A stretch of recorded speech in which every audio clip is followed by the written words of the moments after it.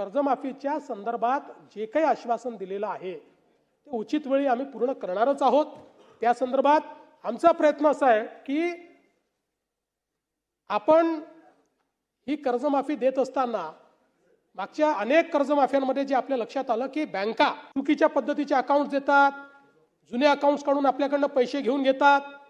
आता आपण ॲग्रीस्टॅक म्हणजे 100% शेतकऱ्यांचं आपण त्या ठिकाणी नोंदणी, त्यांच्या जमिनीची नोंदणी, त्यांच्या सातबाराचा सगळा अहवाल अशा पद्धतीनं आपण एक शेतीचा डिजिटल रेकॉर्ड तयार केलेला आहे।